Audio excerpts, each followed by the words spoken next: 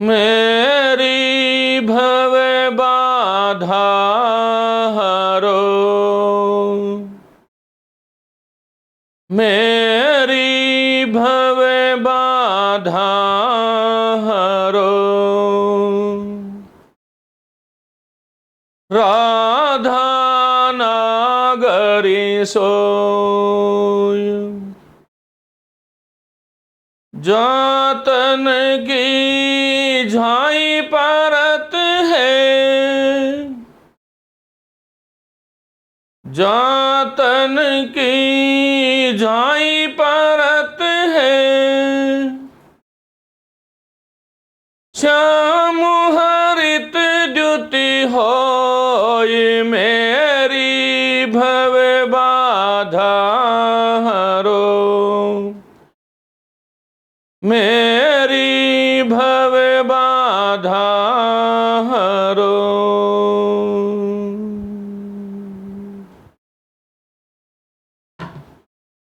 प्रिय साथियों, आप सभी का अभिनंदन करता हूं, स्वागत करता हूं एक महत्वपूर्ण विशिष्ट व्याख्यान जहां से हिंदुस्तान में हिंदी साहित्य की कोई भी परीक्षा हो 2 से 3 प्रश्न निश्चित रूप से आते हैं।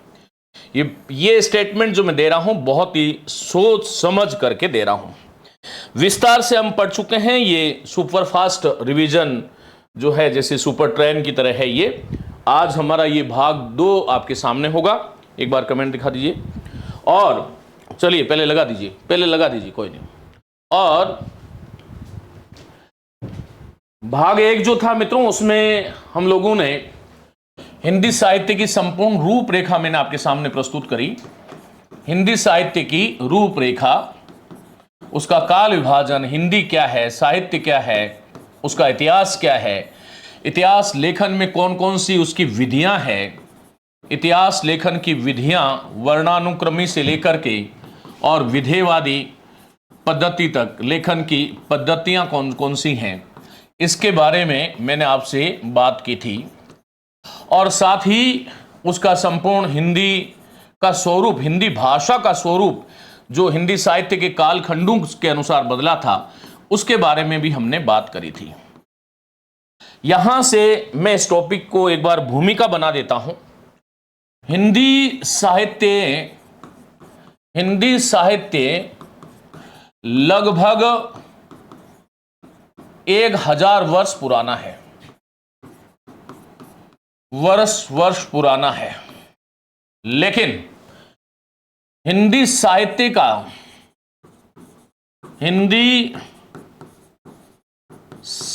का लेखन जो है वो लगभग 170-75, जिसको हम 150 कह सकते हैं, 150 से 175 वर्ष पुराना है।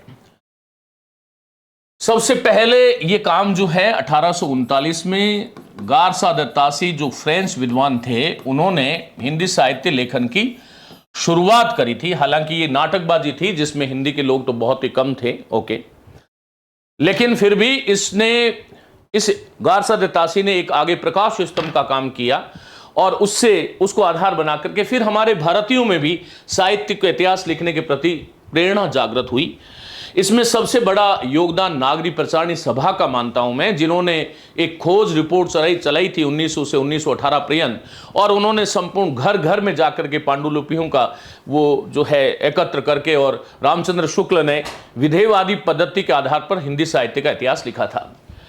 लेकिन मित्रों, ये इतिहास लेखन का स्रोत जो है वो क्या है?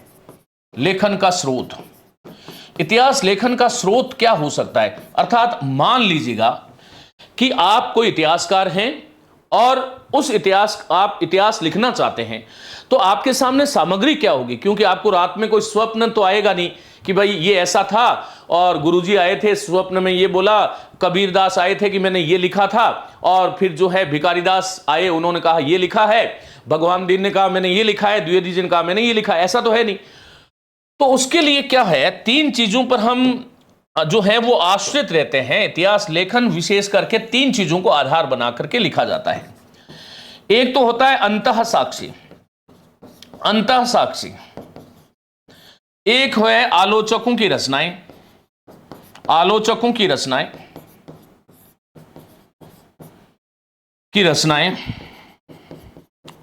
और एक कवियों की रचनाएं,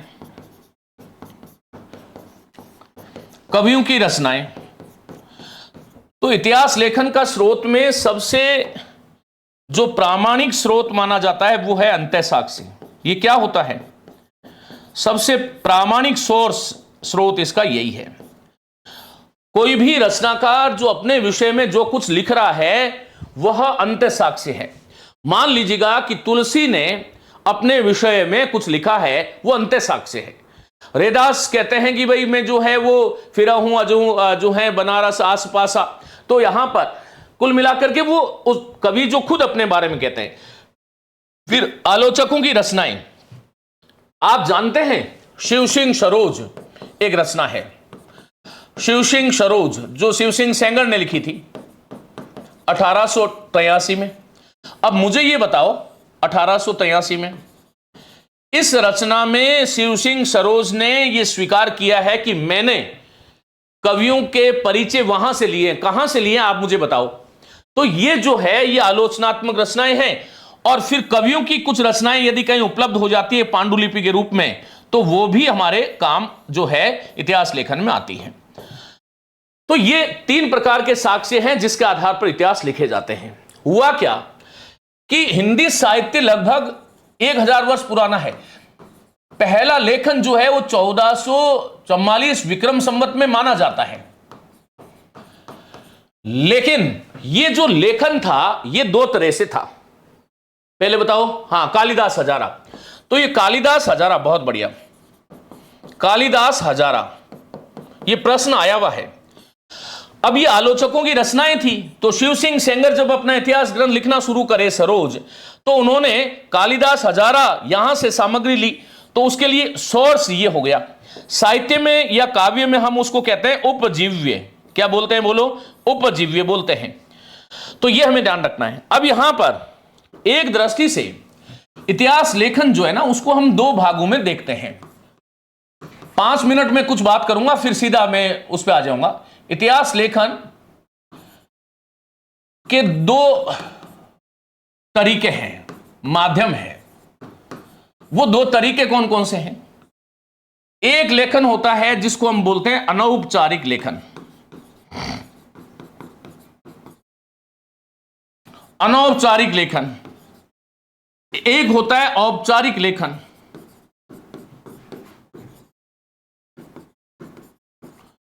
औपचारिक लेखन की शुरुआत हुई थी 19वीं सदी में और पहला व्यक्ति जो है वो गारसादे तासी था। और अनौपचारिक लेखन की शुरुआत हो गई थी 1444 विक्रम संवत में। यह अनौपचारिक लेखन क्या है? जहां पर इतिहास लेखन के प्रति मौलिक दृष्टि नहीं, मौलिक दृष्टि का अभाव होता है। मैं एक बात बता दूं आपको कि 200 वैष्णवों की वार्ता, 252 वैष्णवों की वार्ता, 52 वैष्णवन की वार्ता गोकुलनाथ की किताब है और 84 वैष्णवों की वार्ता गोकुलनाथ की किताब है। अब ये जो पुस्तक लिखी गई ये वस्तुतः केवल पुष्टि मार्गीय जो भक्त कवि थे उनका वर्णन इसमें है। इसको हम इतिहास लेखन नहीं कह सकते, लेकिन ये इतिहास की आधारभूत सामग्री उपलब्ध कराता है, इसलिए अनौपचारिक लेखन ये है। पुष्टि मार्गीय भक्त कवियों का चित्रण है। मान लीजिएगा नाभादास है, नाभादास ने एक पुस्तक लिखी थी भक्तमाल, भक्तमाल। ध्रुवदास ने लिखी थी भक्त नामावली, ध्रुवदास, ध्रुवदास भक्त नामावली, भक्त नामावली।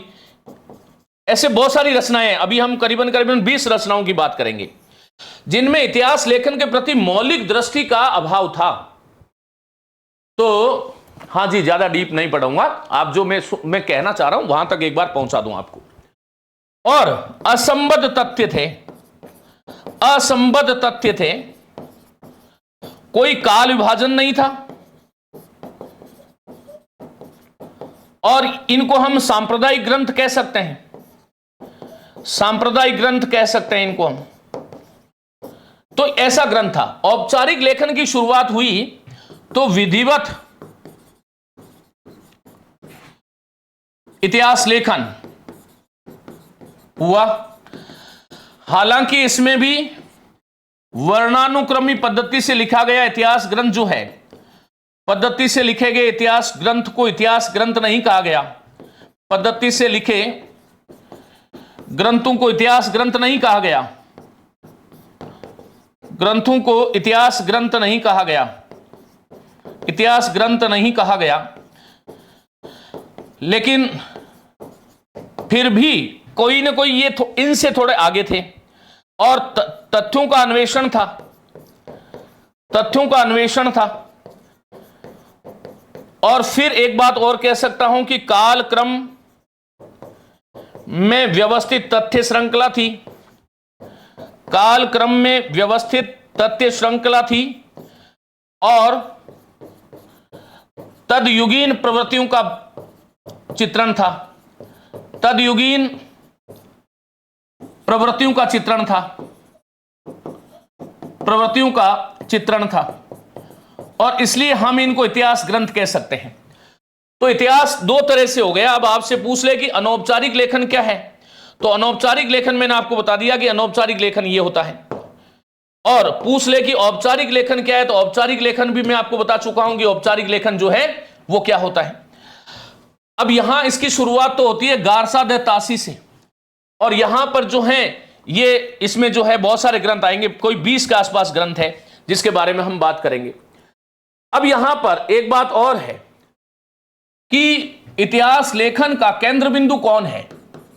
हिंदी साहित्य इतिहास लेखन का केंद्र बिंदु कौन है, केंद्र बिंदु, तो वो आप सभी साथी जानते होंगे, आचार्य रामचंद्र शुक्ल हैं। और इस आधार पर जो 1929 से पूर्व साहित्य इतिहास के ग्रंथ लिखे गए, साहित्य इतिहास के ग्रंथ लिखे गए, उन्हें शुक्लोत्तर, शुक्ल पूर्व युगीन इतिहास ग्रंथ कहते हैं। और जो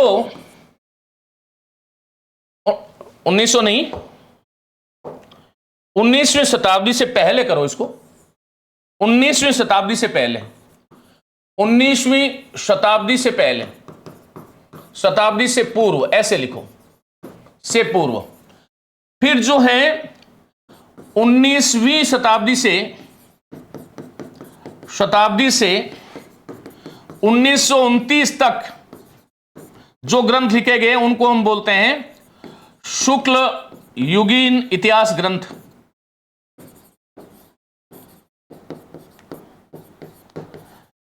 और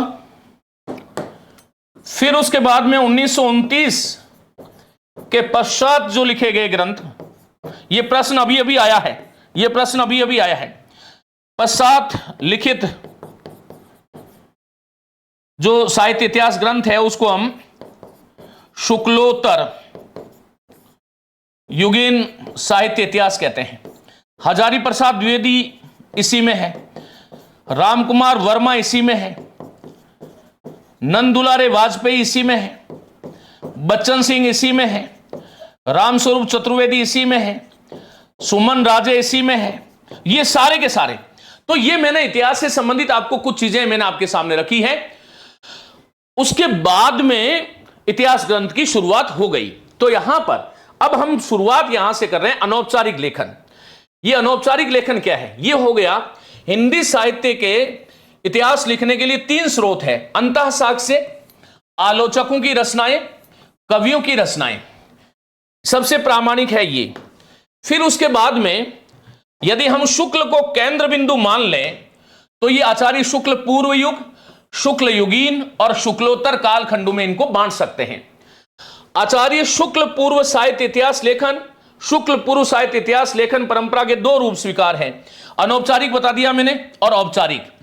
अनौपचारिक ग्रंथ वह हैं जो इतिहास लेखन के दृष्टिकोण से नहीं लिखे गए, परंतु जिनमें रचनाकारों के जीवन वृत्त मोश करना के संकलन की प्रवृत्ति दिखाई पड़ती है। इन ग्रंथों में इतिहास बोध का अभाव है, रचनाकार के समय और तिथियों का उल्लेख भी नहीं है, सिर्फ कवियों का नाम और परिचय है। तो जो अनौपचारिक है उसमें कवियों का नाम है और परिचय है।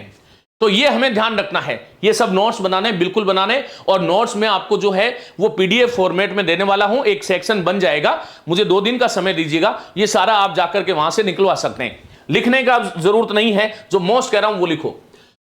अब यहां पर आपसे पूछ ले कि हिंदी साहित्य में औपचारिक लेखन परंपरा का शुरुआत कब हुई? तो 19वीं शताब्दी में हुआ। कब हुआ? जब कुछ इतिहासकारों ने पहली बार हिंदी साहित्य का इतिहास लिखने की सजग कोशिश की। हिंदी साहित्य इतिहास लेखन की वास्तविक शुरुआत पूछ ले आपसे तो वो गारसा दत्तासी, इस्तबार दल्ला, लिटरेतुर एंदुई हिंदुस्तानी से मानी जाती है। और इससे पूर्व भी कुछ रचनाएं ऐसी प्राप्त हो जाती है जिनमें व्यवस्थित कालक्रम और विभिन्न प्रवृत्तियों का रेखांकन तो पूर्णतया अभाव है। तथापि इन कृतियों में हिंदी साहित्य के इतिहास से संबंधित कुछ आधारभूत सामग्री मिल जाती है जो कि आगे के इतिहासकारों के लिए मार्गदर्शन का काम करती है। अब यहां पर अनौपचारिक लेखन लिख लो, ऊपर हेडिंग डाल लो, अनौपचारिक साहित्य इतिहास ग्रंथ। साहित्य इतिहास ग्रंथ। एक प्रश्न बहुत बार आता है, वो ये आता है कि निम्न में से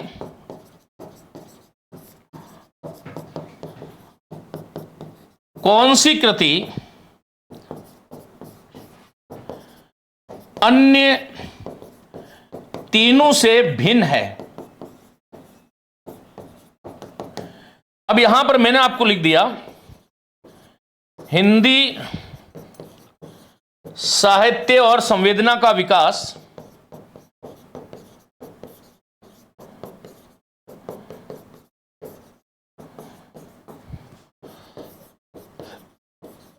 सुंदरी तिलक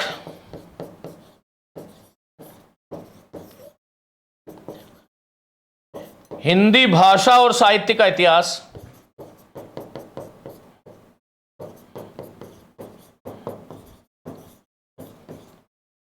और हिंदी साहित्य का सरल इतिहास। अब मुझे यह बताओ 3 में से भिन्न कौन सी है? एक बार बताओ 3 में से भिन्न कौन सी है? इन तीनों में से भिन्न कौन सी है बताइए।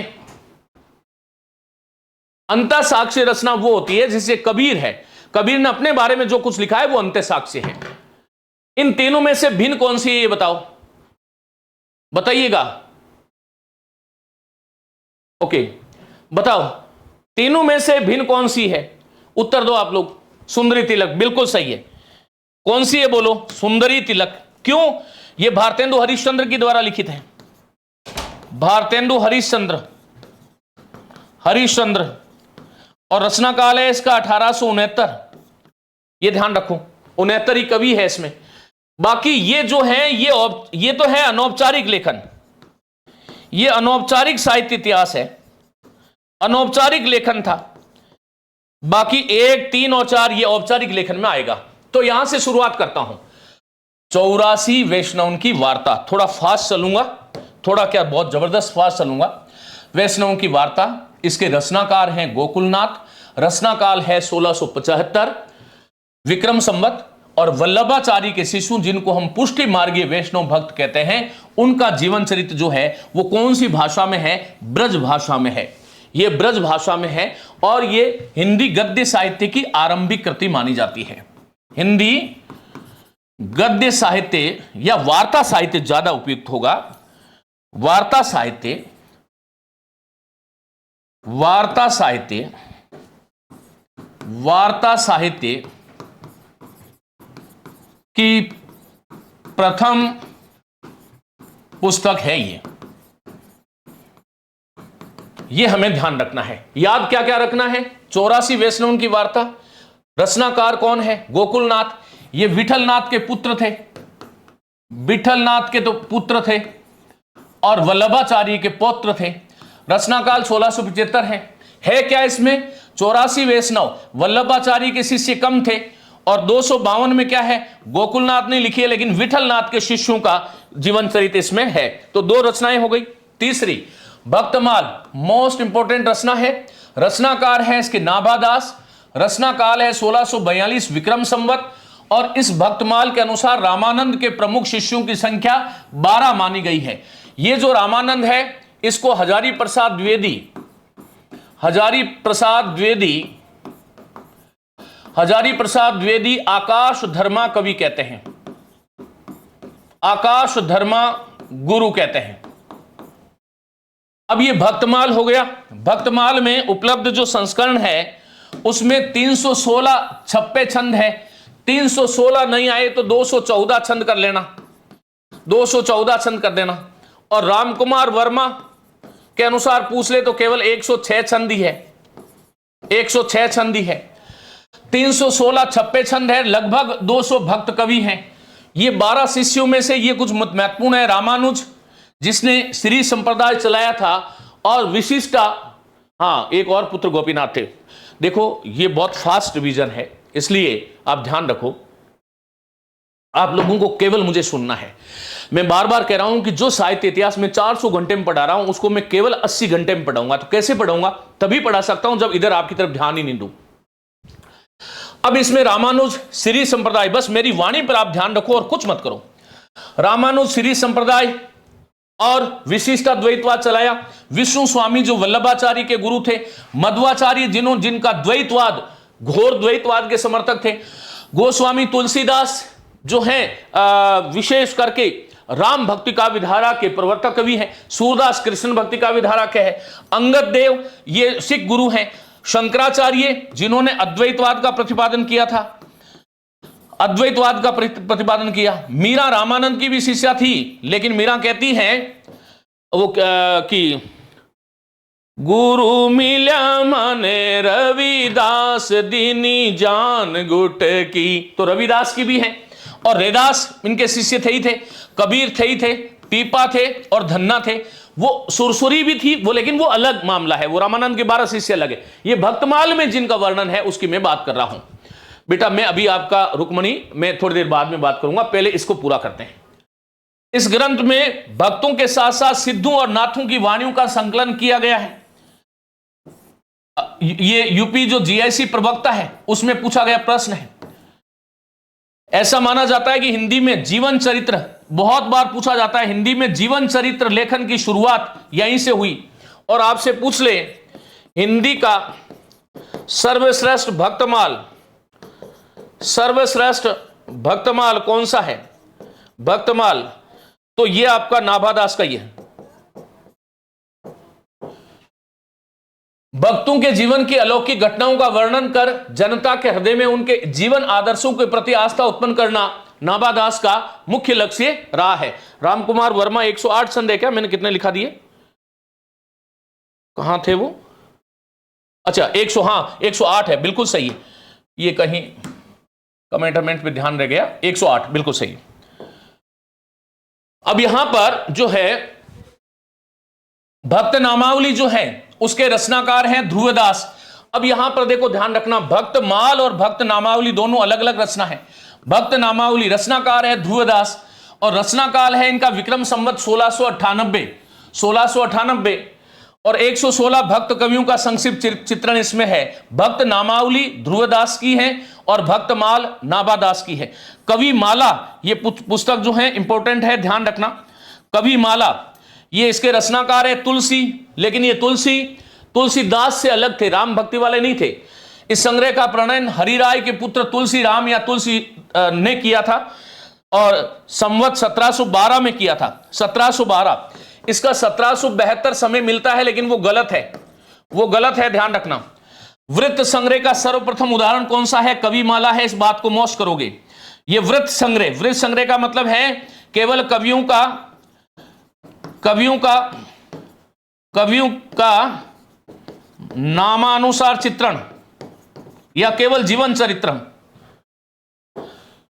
फिर है कालिदास हजारा, ध्यान रखो, रचनाकार है कालिदास त्रिवेदी और रचनाकाल है 1775 विक्रम, यही रचनाकाल सही मानना है, ध्यान रखना। और संवत है 1212, संवत 1212। ये क्या हो गया? ये गलत है, ये 1775 हो गया। कवियों की संख्या जो है 1000 कवियों का संकलन है कालिदास हजारा। और इसमें महत्वपूर्ण बात है कि शिव सिंह सरोज का आधार ग्रंथ है और ये कवि परिचय का प्रेरक ग्रंथ है, ये भी मौज कर लो, कवि परिचय का प्रेरक ग्रंथ है। सरोज के 85 कवियों का परिचय, अर्थात शिव सिंह सरोज के 85 कवियों का परिचय और विवरण सर्वप्रथम कालिदास हजारा से उद्धृत है। ये प्रश्न इंपॉर्टेंट आप लोग लगा लीजिएगा। शिव सिंह सेंगर ने स्वीकार किया है कि उन्होंने सरोज की रचना में कालिदास हजारा से बड़ी सहायता उन्हें मिली है। फिर है छठी रचना आदि ग्रंथ, जिसको हम गुरु ग्रंथ साहिब भी कहते हैं, और इसके जो रचनाकार हैं वो है गुरु अर्जुन देव। ये संपादन इन्होंने किया था और 1604 ईस्वी में किया है। संवत बनाना हो तो 57 जोड़ लेना।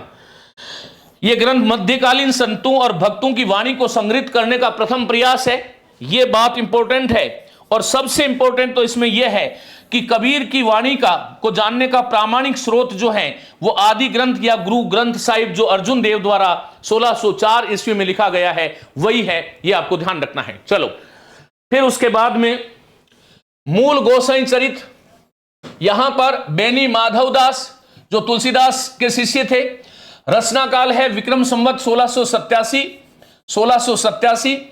चौपाई दोहा और त्रोटक छंदों में तुलसी का जीवन परिचय है मूल गोसाई चरित। तुलसी को जानने के लिए महत्वपूर्ण रचना है, तुलसी को समझने जानने के लिए महत्वपूर्ण रचना है। जैसे कबीर को जानने के लिए आदि ग्रंथ है, कबीर को जानने के लिए आदि ग्रंथ है, वैसे ही तुलसी को जानने के लिए मूल गोसाई चरित है। सत कवि गिरा विलास, इसके रचनाकार हैं बलदेव और रचनाकाल है विक्रम संवत 1803। विक्रम संवत है -57 कर लेना, ईस्वी आ जाएगा।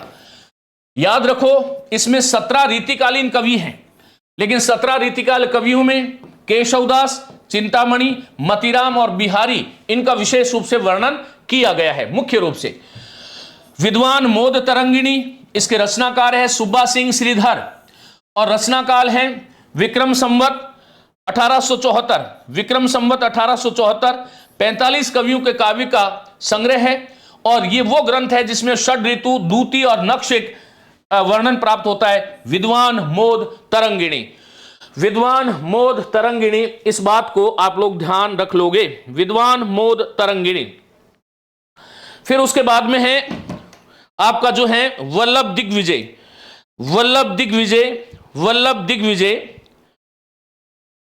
वल्लभ दिग्विजय, इसका रचनाकार यदुनाथ है। कौन है बोलो? यदुनाथ है। राग कल्पद्रुम और राग सागरोद्भव, रचनाकार है कृष्णानंद व्यास देव, रचनाकाल है विक्रम संवत 1900। और इसमें महत्वपूर्ण यह करना है कि कृष्णोपासक लगभग 200 कवियों की कविताओं का संग्रह इसमें है। नोट्स में दे दूंगा, आप मुझे सुनते रहो, बस नोट्स में दे दूंगा, सुनते रहो। विचित्र उपदेश, रचनाकार है ककछेदी और ककछेदी नहीं आए तो नकछेदी तिवारी, रचनाकाल है विक्रम संवत 1444। ये हम पहली रचना इसको कह सकते हैं कालक्रम से। श्रृंगार संग्रह महत्वपूर्ण रचना है, इंपोर्टेंट कीजिएगा। रचनाकार है सरदार कवि, रचनाकाल है विक्रम संवत 1905। ये खड़ी पाई लगने से गड़बड़ नहीं कर लो गई। 125 कवियों की कविताओं का उदाहरण इसमें है। रस चंद्रोदय, रचनाकार है ठाकुर प्रसाद त्रिपाठी, रचनाकाल है विक्रम संवत 1920। और महत्वपूर्ण यह करोगे कि बुंदेलखंड के 242 कवियों का चित्रण इसमें है। रस चंद्रोदय महत्वपूर्ण हो जाता है। सुंदरी तिलक रचनाकार है भारतेंदु हरिश्चंद्र, रचनाकाल है विक्रम संवत 1926 माइनस 57 कर लोगे तो शायद ये 1869 आ जाएगा। एक बार मुझे बता देना आप लोग। 69 कवियों के सवियों का संग्रह इसमें है, काव्य संग्रह, ये रचना है, बहुत महत्वपूर्ण है, इंपोर्टेंट करना। रचनाकार है महेश दत्त और रचनाकाल है Vikram Samvat 1932। Hinduism and Brahmanism, ये मैं माफी चाहूंगा, थोड़ा गलत हो गया ये, इसको ऐसे सुधार लो, ऐसे नहीं है ये ऐसे नहीं है, इसको मैं महत्वपूर्ण रचना है, बहुत ही महत्वपूर्ण रचना है, इंपोर्टेंट तो है लेकिन ये नाम गलत हो गया। रचना का नाम है ब्राह्मणिज्म एंड हिंदुइज्म। ये रचना है, ये ध्यान रखना है, और ये मोनियर विलियम्स की रचना है, वेदों पर आधारित है और भारतीय जीवन आदर्शों का चित्रण है, भारतीय जीवन पद्धति या परंपरागत आचार संहिता का एक प्रामाणिक दस्तावेज है, परंपरागत आचार संहिता, और बहुत ही महत्वपूर्ण ग्रंथ है, हिंदी में कई बार पूछा गया है, यह ध्यान रखो, बहुत ही महत्वपूर्ण ग्रंथ है ये, शायद 1700-1800 पृष्ठ है इसमें। और यहां पर देखो, फिर उसके बाद में रचनाकार है मोनियर विलियम्स, रचनाकाल है विक्रम संवत 1940, हिंदू धर्म के सिद्धांतों का निरूपण है, हिंदी कवियों और आचार्यों के विचारों की आलोचना भी इसमें है। और चलो फिर उसके बाद में गोरखनाथ एंड द कनफटा योगीज, बहुत ही महत्वपूर्ण इंपोर्टेंट दस्तावेज ये है, इंपोर्टेंट दस्तावेज है। कनफटा योगीज जो गेंडे के जो सींग होता था उसको पहनते थे और कान में बड़ा छेद होता था, कान फट जाते थे। हालांकि गुरु नानक भी उसी परंपरा में तो नहीं थे, लेकिन वो भी जो है वो गेंडे का सींग जो है वो कानों में पहनते थे। तो यहां पर ये बहुत महत्वपूर्ण पुस्तक है, 1900 शायद मुझे एकदम एग्जैक्ट याद नहीं है, 1932 के आसपास ये व्यक्ति जो है ना, ये इनका नाम जो है वो ब्रिक्स, ये जॉर्ज विस्टन पूरा नाम इनका ये है, ब्रिक्स। उनकी ये रचना ये जो है वो अंग्रेज लेखक थे और इनका कोई संपर्क हुआ था और संपर्क के कारण कोई कनफटा योगी था और उससे वार उसको आधार पर उन्होंने बड़ा जबरदस्त विश्लेषण इसका किया है। 1955 गोरखनाथ और नाथ संप्रदाय की दार्शनिक विचारधाराओं की विवेचना, जब आप नौकरी लग जाओ तो ये पुस्तक अमेजन पे मिल जाएगी आपको और वहां से आप जरूर से पढ़िएगा। ये दोनों ही पुस्तकें बहुत महत्वपूर्ण है, ब्राह्मणिज्म एंड हिंदुइज्म और गोरखनाथ एंड द कनफटा योगीज। तो ये हमें ध्यान रखना है। सर ये भारतेंदु हरिश्चंद्र सही है क्या? 100% सही है, 100% सही है। 1850 में भारतेंदु हरिश्चंद्र का जन्म हुआ और 1885 में देहांत हो गया। हालांकि पूरे 35 साल भी नहीं थे, 34 साल और कुछ महीने ही थे। 1869 में उन्होंने सुंदरी तिलक लिखा था, यह आपको ध्यान रखना है। चलो फिर है कवि रत्नमाला, इसके रचनाकार है देवी प्रसाद मुंशिप। मोस्ट करना इसको, इसलिए मोस्ट है राजस्थान वालों के लिए। तो रचनाकाल है 1968 और राजस्थान के 108 कवियों की कविताएं उनकी जीवनी सहित जो है वो लिखी गई है। हफीजुल्ला खां हजारा, इसके रचनाकार हफीजुल्ला खान ही है। ये पूछी गई रचना है, ध्यान रखना, और रचनाकाल है विक्रम संवत 1972। सूक्ति सरोवर महत्वपूर्ण पुस्तक है, ये भी लाला भगवान दीन की पुस्तक है। ये संकलन समय है 1979 और ब्रज भाषा के अनेक कवियों की सूक्तियों का संकलन इसमें किया गया है। सिलेक्शन फ्रॉम हिंदी लिटरेचर, रचनाकार है लाला सीताराम और रचनाकाल है विक्रम संवत 1978 से 1984। अनेक कवियों की कविताओं का संकलन आलोचनात्मक दृष्टि से किया गया है। यह आपका अनौपचारिक लेखन जो था इसकी यहां पर समाप्ति होती है। मैं समझता नहीं, मैं आपको गारंटी देता हूं ये 22 अनौपचारिक लेखन के ग्रंथ है, इसको याद कर लेना। इसके बाहर कुछ भी प्रश्न आया तो जिम्मेदारी मेरी होगी। एक बार कमेंट दिखा दीजिए। इसके बाहर यदि कुछ भी सामग्री आती है तो उसकी जिम्मेदारी बहुत होशो हवास से ले रहा हूं और आपको भी सुन लेना है। इन 22 को वापस आपसे पढ़ लीजिएगा। ओके, जो साथी पहले मुझसे विस्तार में पढ़ चुके हैं उनको इससे ज्यादा मैं आपको पढ़ा चुका हूं, तो मैं समझता हूं कि ये बहुत महत्वपूर्ण चीजें थी। अब यहां पर औपचारिक दृष्टि से लिखित कुछ इतिहास ग्रंथ पहले हैं गारसा द तासी, ग्रंथ का नाम है इस्तवार द ला लिटरेतुर एंदुई एंदुस्तानी। आपसे पूछा जाता है इस्तवार का मतलब क्या है, तो हिंदी में इतिहास है। लिटरेतुर का अर्थ क्या है कि साहित्य, ये बहुत बार पूछा जाता है। एंदुई, भारतेंदु संकलन करता थे, हां जी, नहीं भारतेंदु खुद लिखित, उन्होंने लिखा है सुंदरी तिलक, संकलन करता नहीं थे। एंदुई जो है वो हिंदू जनता की हिंदी थी, ये ध्यान रखो, एंदुई हिंदू जनता की हिंदी थी, और एंदुस्तानी मुस्लिमों द्वारा प्रयुक्त हिंदी और उर्दू, जिनको आमतौर पर हम हिंदुस्तानी कहते हैं, हिंदुस्तानी जो कहते हैं वो लैंग्वेज जिसमें हिंदी और उर्दू है।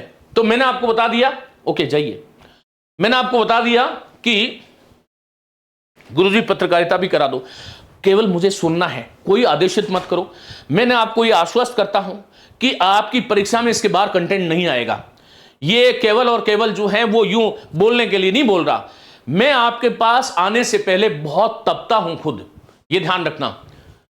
तो यहां पर गारसा द तासी, इस्तवार द ला लिटरेतुर एंदुई एंदुस्तानी।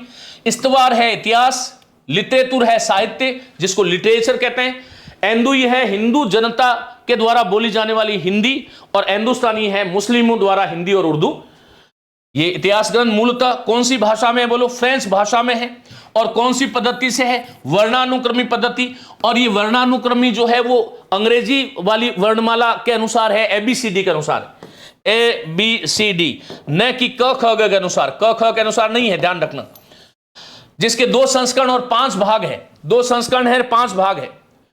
प्रथम संस्करण के 2 भाग हैं, इसी पर मौलवी करीमुद्दीन ने क्रम से 2 अनुवाद लिखे थे। प्रथम भाग है 1839 में और द्वितीय भाग है 47 में। द्वितीय संस्करण के 3 भाग है, तो भाग तो 5 हो गए, संस्करण 2 हो गए। इसके 3 भाग के प्रथम और द्वितीय भाग 1870 में आया था और तृतीय 1871 में आया था। इस ग्रंथ को प्रकाशित कराने वाली जो संस्था है उसका नाम है ये the oriental translation committee of Ireland, ये ध्यान रखना, the oriental translation committee of Ireland, प्राच्य साहित्य अनुवादक समिति की ओर से पेरिस में मुद्रित हुआ, मोस्ट कर लेना। ग्रंथ में सर्वप्रथम कवि है अंगद, अंतिम कवि है हेमंत पंत। लेकिन ध्यान रखना, हिंदी के प्रथम कवि के संदर्भ में कोई विचार नहीं किया गया है, बहुत महत्वपूर्ण बात है। यहां प्रथम कवि का नाम अंगद है क्योंकि ABCD में भी ए आता है ना, ठीक है, और अंतिम नाम हेमंत है। क्या है, बोलो, हेमंत है। तो यहां पर हिंदी के प्रथम कवि के संदर्भ में कोई विचार नहीं किया गया, काल विभाजन का प्रयास भी नहीं है क्योंकि वर्णानुक्रमी पद्धति है। दिल्ली के एक मौलवी करीमुद्दीन थे, उन्होंने 1848 में अपने गुरु FF हेलन के सहयोग से तासी की जो पुस्तक है इस्तवार द ला लिटरेतुर एंदुई एंदुस्तानी, इस पुस्तक के प्रथम संस्करण के जो 2 भाग थे उनका अनुवाद 1848 में क्रमशः तबकात उ शशुरा, मोस्ट कर लो, और दूसरे संस्करण का तजकिरा ई शशुरा ई हिंदी इस नामों से किया है। 1953 में, यह महत्वपूर्ण करना, कुछ पुस्तकों में 1952 है, वो गलत है। ये प्रयाग विश्वविद्यालय के प्रोफेसर थे, नाम था लक्ष्मी सागर वार्ष्णेय, मोस्ट करना। इन्होंने इस्तवार द ला लिटरेतुर एंदुई एंदुस्तानी, इस पुस्तक में आए हुए हिंदी के कवियों का, क्योंकि हिंदी के नाम पर तासी ने उर्दू के कवियों को ही परोसा था, लेखकों का विवरण हिंदू साहित्य का इतिहास नाम से किया था। हिंदी साहित्य के वृहद और दीर्घकालीन इतिहास को सूत्रबद्ध रूप में लिखने वाले प्रथम इतिहासकार गारसा द तासी 1794 से 1878 इनका जीवन काल है, फ्रांस के रहने वाले थे। गारसा द तासी से ही हिंदी साहित्य इतिहास लेखन की परंपरा की शुरुआत मानी जाती है। याद रख लेना, 2 नंबर मिलते हैं। प्रोफेसर नलिन विलोचन शर्मा के अनुसार हिंदी साहित्य के पहले इतिहास लेखक गारसा द तासी हैं, यह निर्विवाद है। आचार्य रामचंद्र शुक्ल ने इसे केवल वृत्त संग्रह कहा है, और शिव सिंह सरोज जो है, शिव सिंह सरोज, उसको आचार्य शुक्ल जो है वो कवि वृत्त संग्रह कहते हैं, कवि वृत्त संग्रह कहते हैं। और जो है मिश्र बंधु के ग्रंथ को शुक्ल क्या कहते हैं वो भी बता दो। ये वृत्त संग्रह है और शिव सिंह सरोज वाला कवि वृत्त संग्रह है। और बताओ आपने सही ने ये कोर्स अलग से लिया है, कोर्स वालों को दे रहे हैं, प्लीज बताएं क्या है, पता नहीं। चलो तो नेक्स्ट, ये इतिहास लेखन का प्रयास जरूर था, परंतु ये कवि वृत्त संग्रह मात्र था, अर्थात ये कवि हटा दो यहां से, वृत्त संग्रह मात्र था, क्योंकि ये काल कर्मानुसार न होकर वर्णानुक्रमी पद्धति से था। इनकी कमियां क्या थी? तो ग्रंथ में एक तो काल विभाजन का कोई प्रयास नहीं किया गया है, ये पहली कमी है इसकी। ग्रंथ में कवि लेखियों को आकार आदि वर्ण कर्मानुसार स्थान दिया गया, जिसका प्रयोग प्राय कोश निर्माण में होता है। तटस्थता नहीं है, पर्यवेक्षण वर्गीकरण की क्षमता का नितांत अभाव है।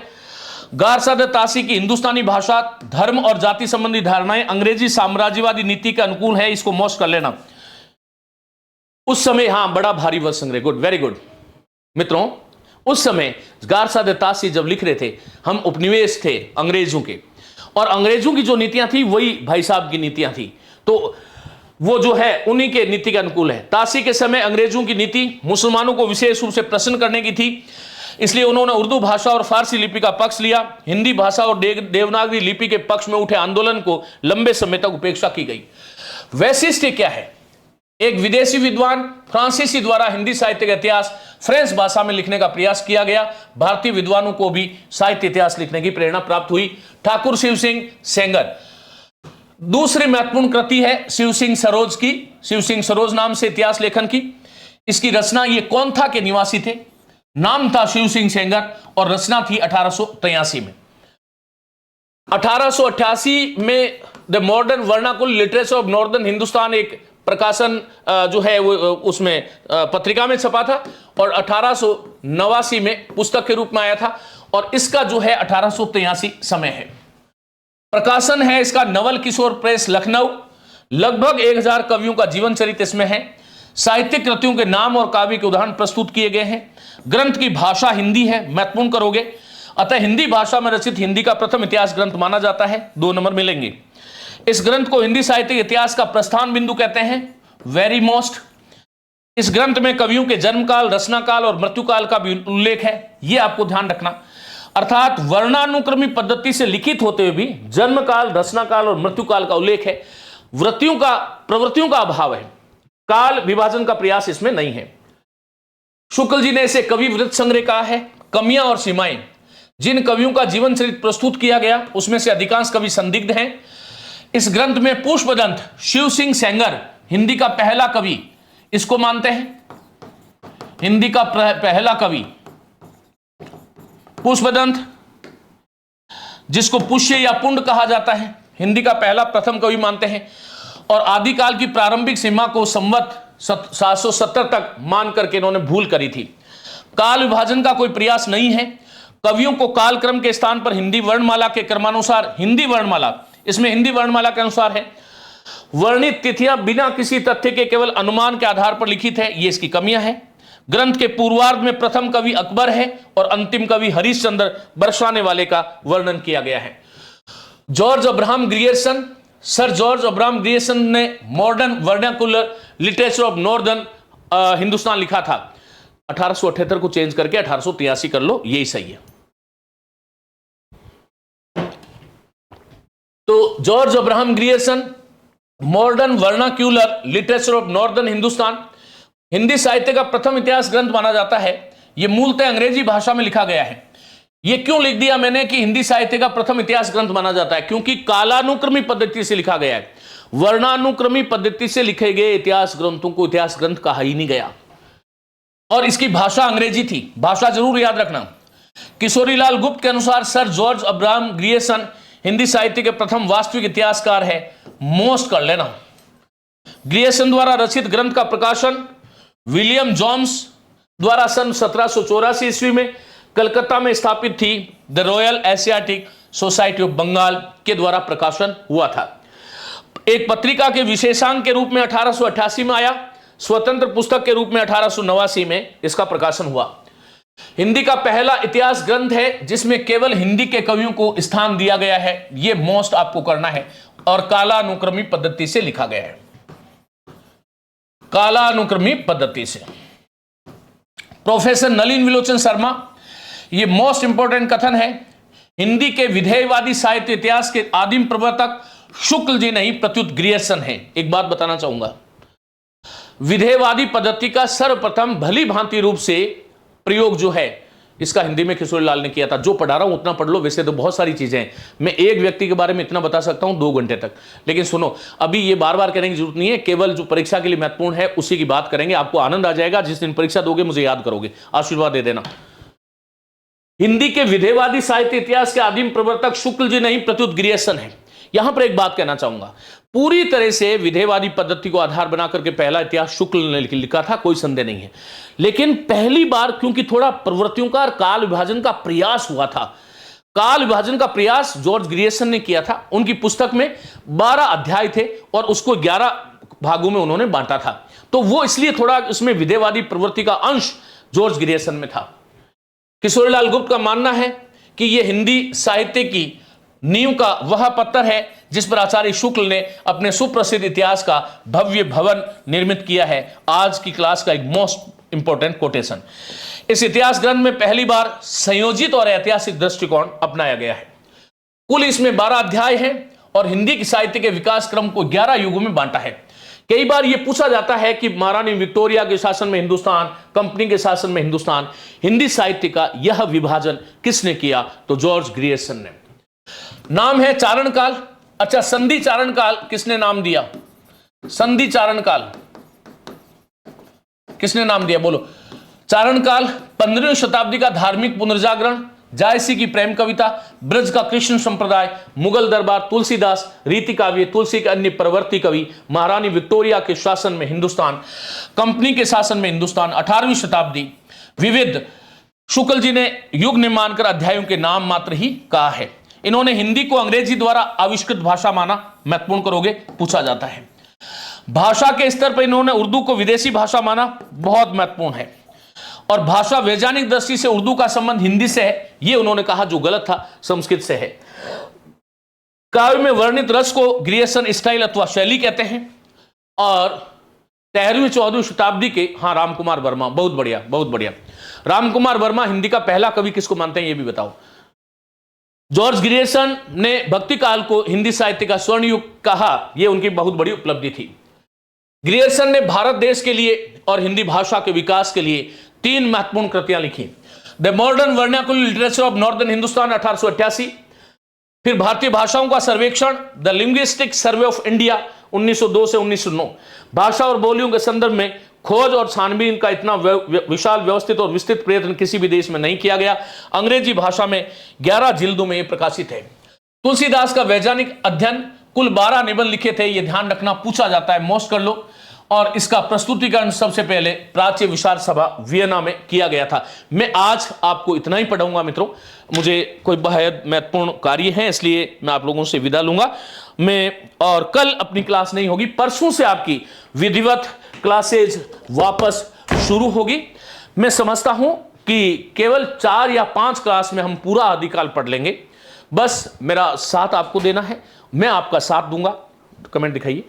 एक बार हम मिलकर के इस साहित्य को, काव्यशास्त्र को, व्याकरण को संपूर्ण विहंगम दृष्टि से इनका अवलोकन करेंगे, विहंगावलोकन करेंगे। जैसे पक्षी आकाश में उड़ता हुआ बड़ी बड़ी चीजों को देख लेता है और जहां पर उसको उतरना होता है वहां उतर जाता है, यही विहंगावलोकन जो है वो मैं आपके सामने रखूंगा। मेरी बहुत बहुत शुभकामनाएं सभी साथियों को।